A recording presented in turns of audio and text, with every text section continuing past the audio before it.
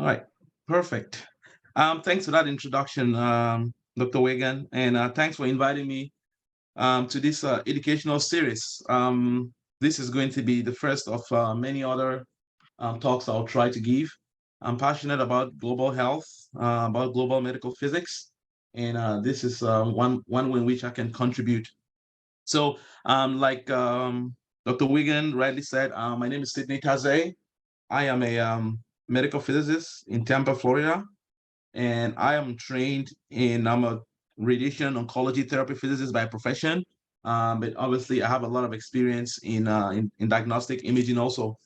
So I decided to give a talk today about safety in radiation in a new radiation oncology or radiation radiology department.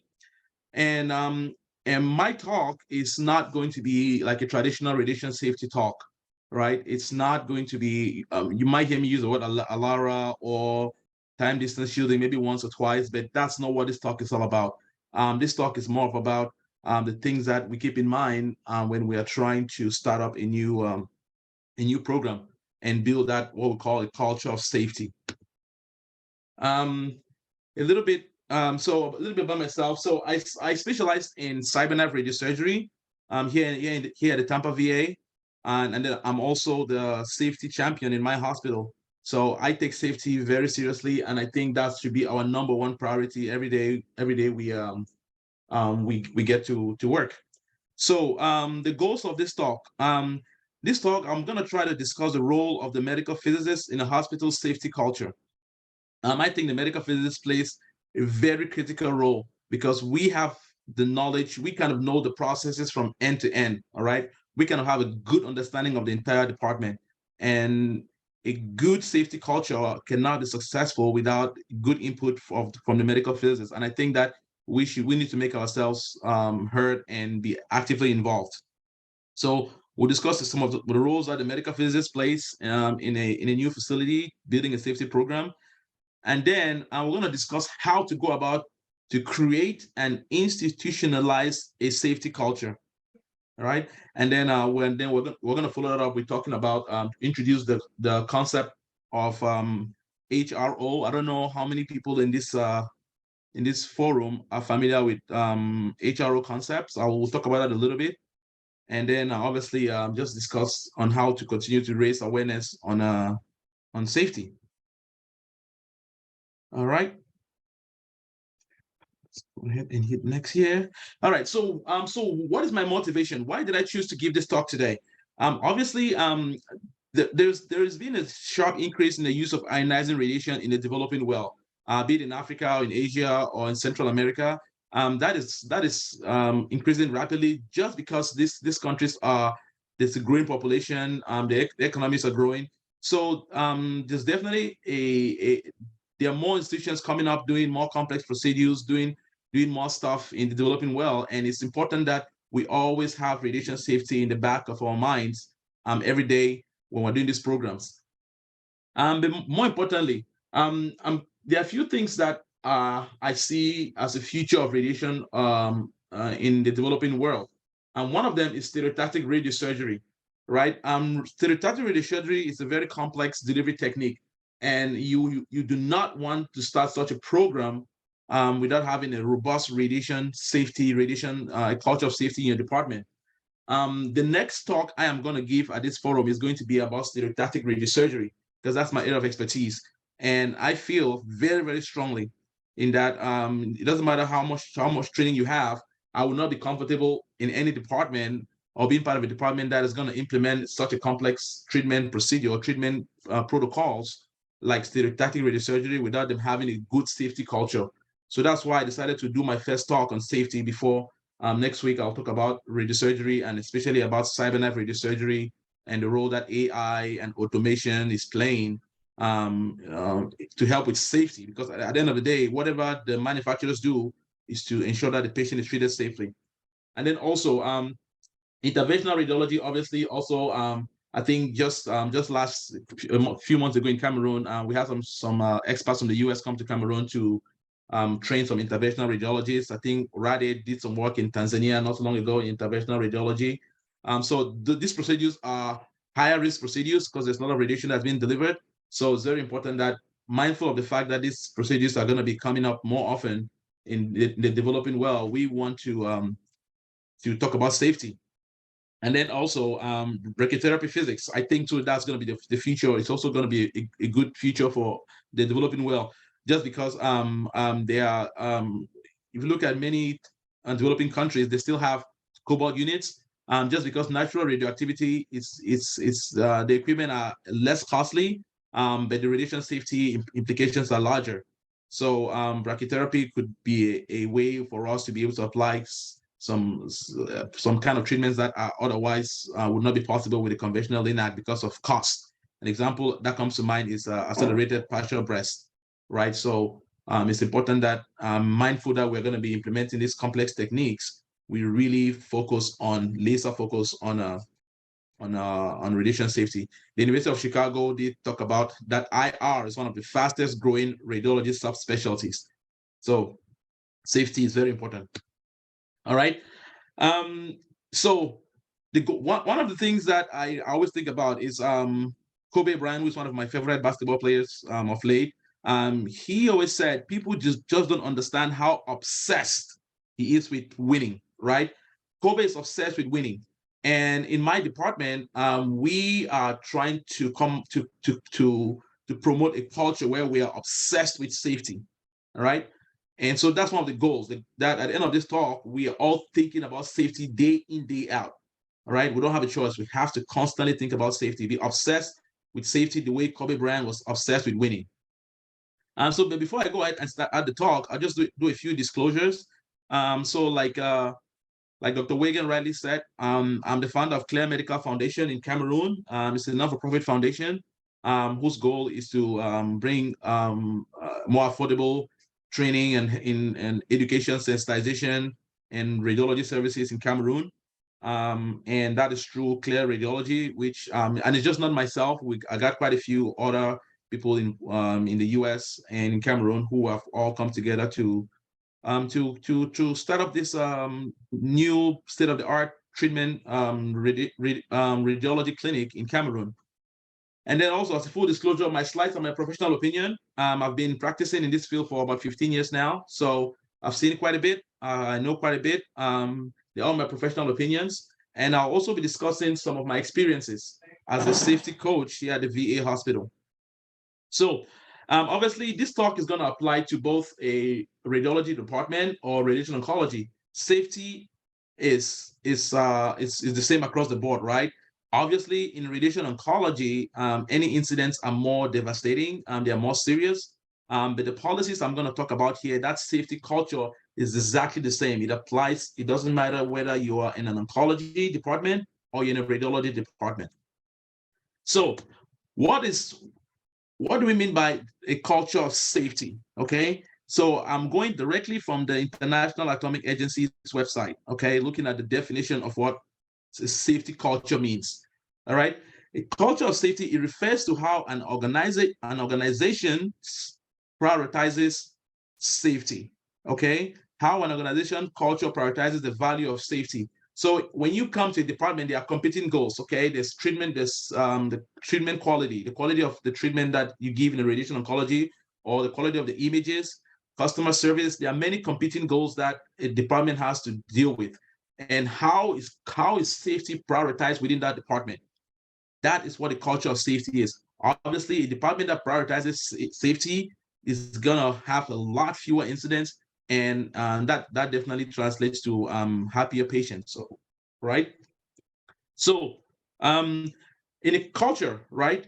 That word culture is a collective term, right? It describes the customs in a community. It describes social behaviors. It describes beliefs, and of course, it describes the morals, right? So how do all these things play into that culture, in the department's culture? RAD8 is obviously an international organization, and I think this is very important because we are crossing borders, all right? We have RAD8 programs all across the world, and there are different cultures in each of those programs. How do those cultures affect safety? It is very important that we address the differences when you go from Africa to South America and in the Middle East or in Asia. because again, everywhere things happen differently. But at the end of the day, we all have the same goal, right? We want to get to a culture of safety. So we have to study how those customs affect our ability to achieve a good culture of safety. And Rite Aid is the perfect vessel for this. All right. So the IEA has a publication that clearly addresses this, and I'm just going to point it out here. And one thing that the IEA was trying to push and remind everybody is that safety is an outcome of that organization's culture, right? So it's important to design the organization from ground up. That organization should prioritize safety. And what the IEA is saying is that instead of talking about culture of safety, they are redefining it, saying that let's talk about a culture for safety, right? Let's develop a culture that fosters safety. All right, safety is not something that it just exists within the department. Okay, our day-to-day our behaviors should go towards a safety, a more safe operation, or a more safe organization. How do we go about designing that culture of safety? So before we go into some steps in trying to develop that culture of safety from the ground up and from the get-go, just a few reminders. It's a lot easier to get something to people to do something from the start than it is to change behaviors, right? It's better to start with a good behavior. So this talk is going to is particularly addressed to people that are thinking about some of these complex procedures, or departments that are getting started. And even if you're an existing department, okay, now is the time to start being very obsessed with the safety culture. I'll look at a few incidents, some recent incidents that happened in the US. Every time you do a radiation safety talk, it's always good to point out some few incidents. Now, these are pretty recent. I'm pretty sure there's still a lot of investigations going on. But let's remember one thing. Accidents in radiology and radiation oncology do not just happen out of the sudden. If you look at it very often, a lot of times there's been something that has been neglected, right? So this was a case in Oregon in June of last year, where the radiation oncology staff identified that there was a discrepancy in the length of the transfer tube that was used to deliver radiation. So this is an HDR unit, right? And I mentioned the fact that I believe strongly that brachytherapy is going to play a big role in the developing world because of lower costs and also because of availability, right? It's natural radioactivity. So if you are trying to do an HDR program and something as basic as the transfer tube length doesn't have proper QA protocols, then you might get to a situation where this happens, right? This picture right here, so this is the after loader, and as you can see, it's got all these transfer tubes. In this case, it looks like the length of the transfer tube was incorrectly measured by almost 3 cm. And what that means is that the dose they are delivering is going to be 3 cm off, and that is significant, right? And this is something that happened quite recently. In the same clinic. So this is the same environment, the same organization that had 2 incidents, both of them last year. The second one also had to do with a source that was delivered the wrong floor. So this just shows you this, and they're both related to high dose rate brachytherapy. So this shows you what can go wrong when in case that you don't have a good safety culture. Now, accidents are going to happen. We have to acknowledge that they're going to happen, but the goal is to minimize them and create this safety culture. So the first step that we need to do in a new department or an existing department, in order to institute a safety culture, is to study the impact of the local culture, right? So it is important to identify the strengths and the weaknesses within any culture and implement improvement activities proactively before things go wrong, right? So it's about studying and recognizing situations where there's a high probability for safety failures that can lead to the patient not to be appropriately protected. So how do we go about studying this impact of local culture, right? The AAPM talks a lot about FMEA, right? It's been around for a while, and FMEA is an acronym for Failure Modes and Effect Analysis. And what is it? It's a structured approach to identify potential failures that may exist in the system. And FMEA is a very analytic approach, right? And we, the physicists, play a very key role because of our training, because of our background, because of our expertise, right? This is where we shine. Okay, this FMEA analysis, it's not complex, and like I said, the IAEA has a publication, and they actually have steps guidance on how you can go about doing an FMEA analysis within your clinic. But that'll be one of the first steps. If you're already an existing clinic, or if you're a new clinic, a new department, then yes, you can start looking at the culture and saying, okay, what things can lead to a failure? So FMEA is obviously big. Remember that one size does not fit all. So that's why you have to study your departments or your organization's safety culture, right? You can't just borrow from someplace else. It takes time, it takes effort to study these differences. And I talked about the FMEA from the AAPM. The report is AAPM TG 100, and that is a report that we should all be very familiar with, all of us physicists. Obviously, there are other bodies in Europe that would in Europe and Asia that would have similar publications on analyzing failure modes. But at least here in the US, we use TG 100. So, what happens when there's a poor culture of safety?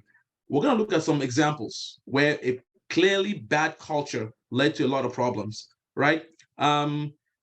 There's a classic examples of Korean Air, where years and years ago they used to have quite a few incidents, and after lots of studies, it was shown that they had a culture where sometimes the co-pilot or the co-captain didn't want to speak up to the main pilot because of that respect, that hierarchy. So they found that that culture was not a good thing for for safety, and that culture got changed, and now Korean Air is one of the safest airlines to fly in. So that's an example of where they studied the culture, and then they applied changes, and that led to a significant improvement in the safety. And then another example of is where in the cases where, and this is quite common in the developing world, but even in the developed world, does the radiologist own the clinic, right? If the radiologist owns the clinic, then there could be now conflicts of interest, right? Where things are done that are money or personal gains are put ahead of safety. So once you study those things, there's nothing inherently wrong with the radiologist or the physicist or the nurses or whoever owns the department. There's nothing wrong with that. What can be a problem is if we don't acknowledge or we don't see that could be a potential problem, and we don't study it and put in place policies, procedures that would minimize the impact of a failure. And a classic example, which is very dear to me, I'm sure many of you are soccer fans, is the accident that happened in a couple of years ago of a Colombian plane that crashed with the entire soccer team.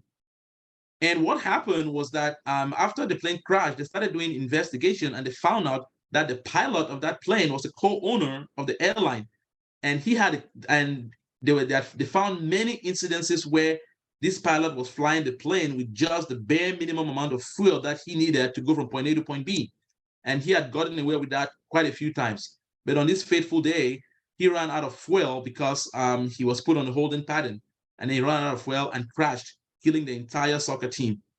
So this is a clear case where an unsafe culture led to a disastrous accident that killed I think almost 71 people. So the IAEA offers a ton of assistance. Like I said, there's a publication that you should be able to look at. Every department can look at it, and they offer help, of course, to be able to accomplish this journey to implement a very safe department. Something that I think about all the time is when I first came to the United States. Obviously, I came here when I was much younger.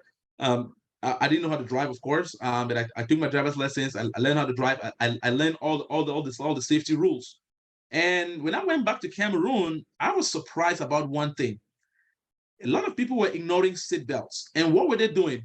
Newer cars come with an alarm system, right? Where if you don't buckle your seatbelt, it keeps beeping on your ear. The car keeps beeping and beeping and beeping. So what do people in Cameroon do?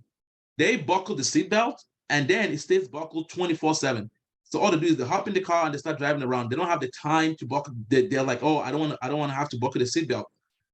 That culture is embedded in the people, where it doesn't matter what you tell. If I tell my brothers in Cameroon or my cousins to use the seatbelt, they laugh at me.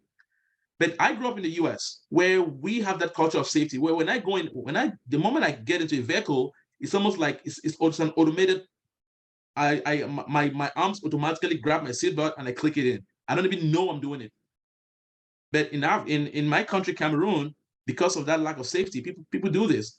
And this is an example of a community that is not obsessed with safety, right? And things like this is really, really hard to change. You don't want to let your department go years and years and years with bad practices until something bad happens, right? I mean, think about the guy who's driving the car without a seatbelt, a little crash, and then it becomes fatal. Whereas I came from a country where, of course, we prioritize safety and everybody uses the seatbelt, and seatbelts do save lives. So yeah, so that's an example. Study your culture and make changes.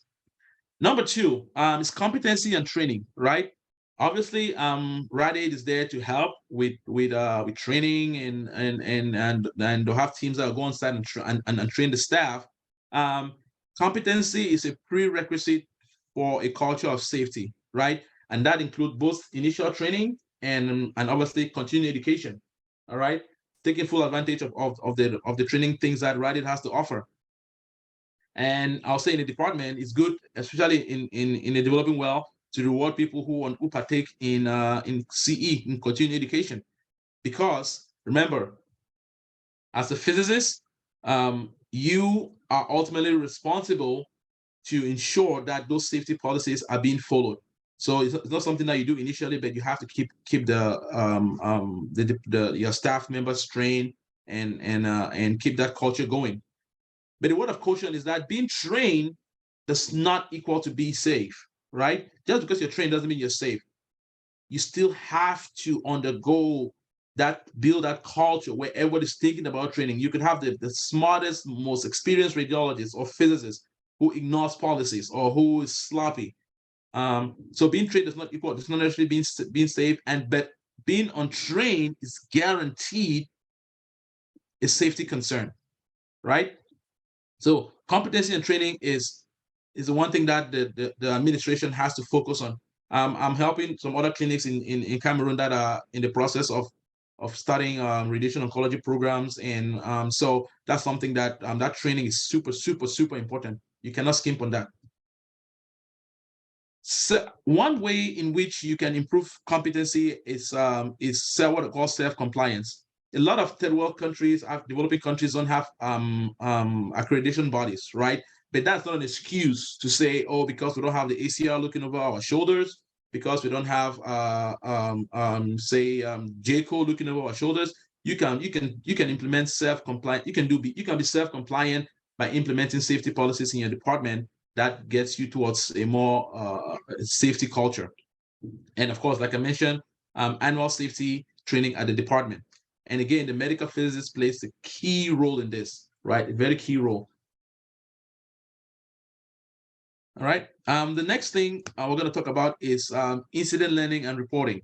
And most of you have seen this ROI, the acronym ROILS. Some people call it ROILS. This is for radiation. ROILS stands for radiation oncology incident learning system.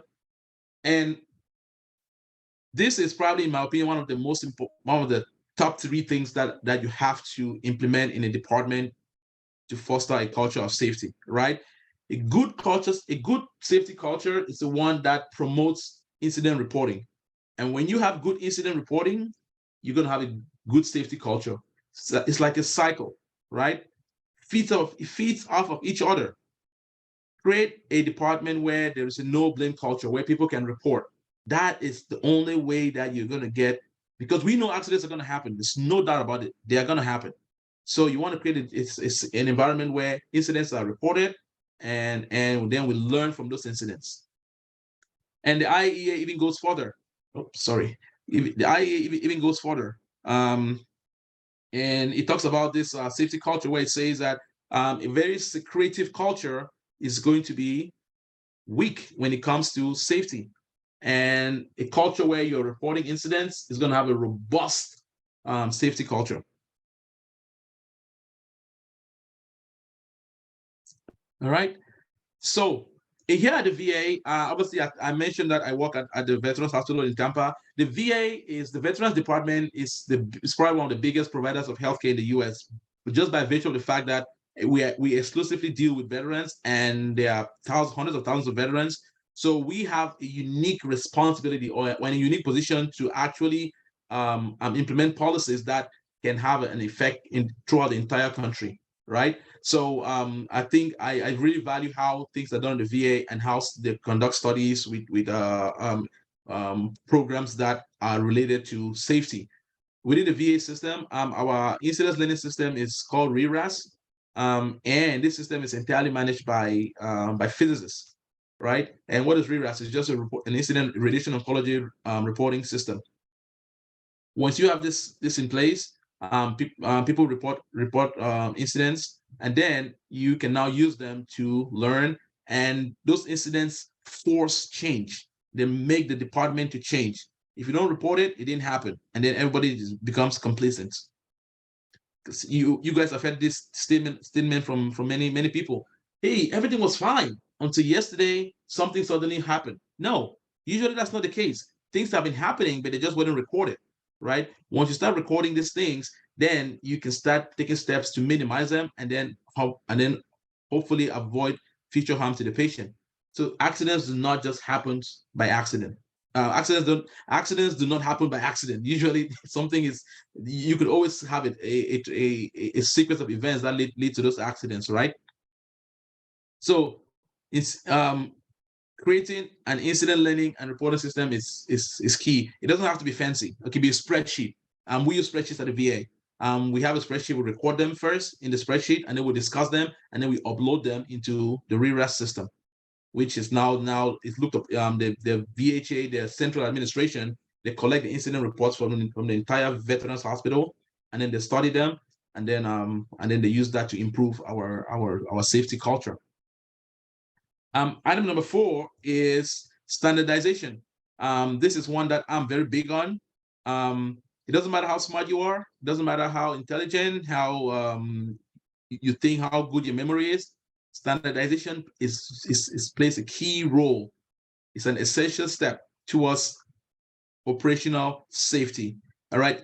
And coming from the Veterans Administration, we have SOPs for everything. And I think it's the best way. All right. Because you can always deviate if you're not following policy, right? So it's important to create standard operating policies and protocols for every step of the process. This is super important, especially in a developing country where we're new to some of these things. We're excited about new equipment. We're excited about offering this state of the art treatments. And sometimes we just want to go. There are hundreds of patients waiting for us to scan them or to treat them. People with cancer, and we want to just hit the road running. No, you got to stop and create these SOPs from the get-go, which people are going to follow. And that's one of the reasons why this the military is an example. Again, I'm from the VA, the Veterans Hospital. Successes in the military is because in the military they follow policy. All right, following policy is very key for a good safety culture. Religious use of checklists, standardization. Religious use of checklists. The APM has this medical physics practice guideline 4A that describes how to create and use checklists. We use them judiciously, religiously, and to me, there's no replacement for checklists. Okay, we can say this a billion times. There's no replacement. What checklist does is that checklist gives you confidence. It gives you a relaxed. You're able to do your job because you can go and check and make sure, even after you've done it, you can go back and check and make sure that things are done correctly, right? So it is super, super important.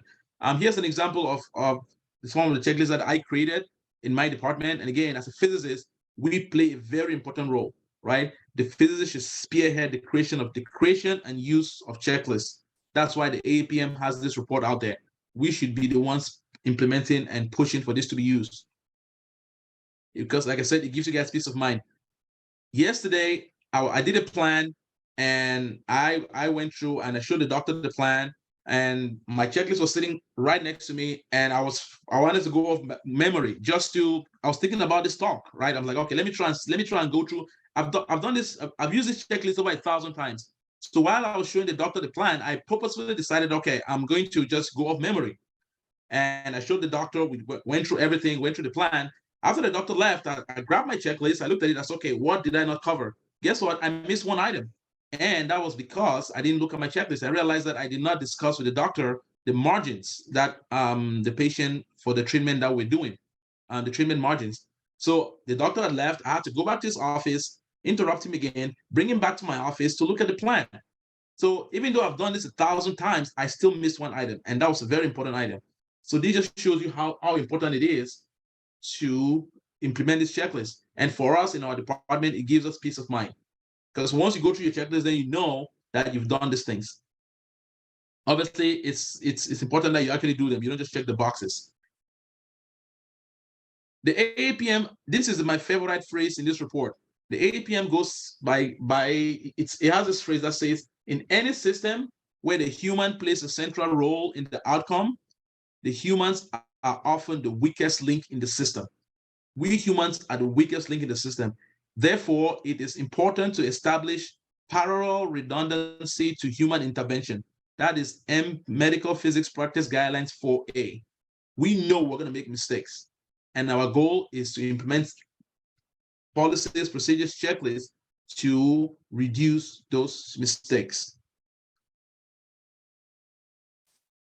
A database of radiotherapy misadministrations maintained by the NRC shows that 60% or more of incidents were human errors. When I forgot to show the doctor when I missed the one item, that was a human error. Okay, and the NRC has shown that 60% of these mistakes happen due to human error. That is why these checklists are super important. So that's number 4. Number 5 is team effort. Okay, of course, you cannot do this alone. You got to empower your staff. Everybody's important. Everybody's contribution is valued. And then when something happens, you use that as an education, as an opportunity to educate the staff and to push for change, right? Brushing off a mistake is worse than not catching that mistake at all, right? A radiologist who is dismissive, or if a therapist pointed out a mistake to Sidney and Sidney was dismissive about it, that is worse than if that mistake was not caught at all. Because not only have you missed an opportunity to fix something, but then you are training that therapist or that technologist to ignore it also. Because physics is obviously in leadership, and that's true pretty much for in any department. So now that at least we've gone through 5 important steps that you can take in order to create a culture of safety, I'm going to now switch gears to talk about what we call HROs. Okay, HRO stands for High Reliable Organizations. And what is it? It's basically just a big word for any organization that has created, fosters, and maintains a robust culture of safety, right? Once you have this program created and you guys are going to are moving on with your treatments or your imaging, if you have a robust system of safety in place, then that environment is what we're going to call a high reliable organization, right? And usually this terminology is used in an environment where it's a complex environment to begin with. We're not going to use HROs, say, for example, in a restaurant industry, because it's not highly complex by nature. But in radiation oncology, radiology, airline industry, HRO is something that is used quite often, because we know that we work in a complex environment where a mistake can be catastrophic, right? A robust safety culture takes time to implement. All right. But like I said earlier, it is better to start early in the program's life. It's a lot easier to train a child than to untrain a child. Right. Once the culture once the bad culture is embedded in the system, then it's very easy to unlearn. So start up from day one and let your department adopt these safety policies. So, what are some principles of a highly reliable organization? Things like acknowledging everybody difference of expertise, right? You want to make sure that everybody feels like, okay, they're valued, right? You never want to minimize mistakes, like I said earlier, okay? And do not simplify things. If there's a problem, you have to go back and fix it. Here's an example also from my clinic. What happened was that we have a policy that when you do a plan, whoever does a plan cannot be the same person who is checking it. All right. So here's a plan that was done at my department. It's a QA plan, so there's no patient data information on it. But then it was sent over to the therapist to check it. And when my therapist came back to me, he said, "Hey, it looks like Sidney was the one who did the plan, and how come Sidney is the one checking it?" Okay. So I told the therapist, "Oh, well, no, don't worry about it. I did not do this plan. I just happened to be the person that was logged in." And the therapist was like, "No, no, no, no. What I see says that you did the plan." So the therapist insisted, and I went back, of course, and I'm glad they did. And I had to reprint the entire plan. It's a lot of work just to fix this. But I did not rely. I didn't just dismiss it, right? Because I could have just told the therapist, and they could have believed me, which is true. I did not do the plan. I was logged in. My colleague did the plan. I did not do this plan. But the therapist insisted that the paperwork says that the plan was done by me. So I had to go back to the treatment planning computer and change this and put the actual planner's name there, and then print out the entire documentation. So this is an example where we did not just dismiss it's a minor problem, but we don't want to have that dismissive culture. So so these are the other HRO principles. I talked about preoccupation with failure. I talked about reluctance to simplify, which is what we did. We did not just want to say, "Oh, yeah, Sidney didn't do the plan, so I should just rely on what Sidney said." But these are also principles that I'm not going to go into too much details on them, because each one of these HRO principles has a very specific and there are detailed aspects to it. But an HRO is something that we all try to attain to be a highly reliable organization. So what are some examples of a poor safety culture? If you ignore, an example is where we ignore computer error messages, right? Because somebody says, "Oh, this happens all the time." You ignore them. So this actually led to an incident where a patient got overdosed because the therapist and the physicist ignored messages. I get error messages on my computer all the time. You have to develop a culture where people do not ignore those messages. Negative employee feedback, right? If employees are always complaining and they're always this, you can tell a department is not functioning properly just by talking to the employees, all right? And there's a lot of things that are going wrong, and people are complaining, and administration is not really paying attention. That's a poor safety culture. Inconsistent care at the facility, right? Let's say one chest X-ray comes in today is great. The radiologist, the same therapist does the same technologist does a chest X-ray today, and it comes out great. And the next day, the exact same indication, and the image quality is terrible. Why? And the radiologist is upset. They're not getting consistency. That is an example of a department that has a poor safety culture. And if the manager doesn't espouse safety practices, right, the manager is the first person to be dismissive or not hold people accountable. And then you're going to be in a situation where accidents are bound to happen. And then, like I said, minimizing the errors by supervisors, not just the managers, but by supervisors. So there are some warning signs that if your department is having some of these things happening, then it's time to really go back and say, "Hey, what are we doing? What safety things are we should we be implementing in order to be an HRO, a highly reliable organization?" So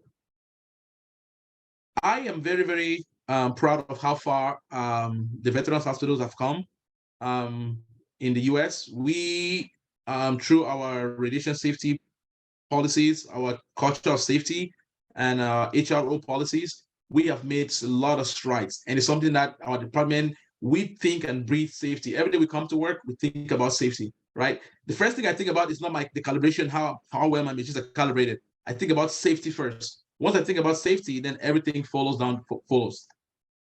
So in conclusion, creating a culture of safety requires that, one, we openly acknowledge that systems are imperfect. We are imperfect. Systems are imperfect. Human beings are imperfect. We have to acknowledge it, and we have to make changes to ensure to minimize those imperfections.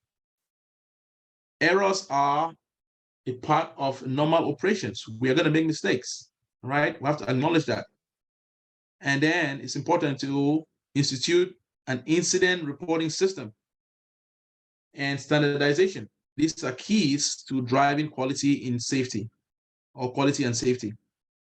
And then we have to implement a just culture. What is a just culture? A just culture is where everybody speaks up, right? People are encouraged to speak up. And of course, there's zero tolerance for recklessness. I did not say zero tolerance for mistakes. Zero tolerance for recklessness, because mistakes are going to happen. The goal is to minimize them over time, and get to that point where we are very compliant, and the patients, the staff, we all feel safe. We're never going to get to zero errors, but we are on a journey to zero errors. And but obviously, the entire organization has to be obsessed with safety, from management all the way down to the technologists, to the physicists, and the dosimetrists in radiation oncology, and the nursing staff, and the front desk staff. So thank you for this brief talk.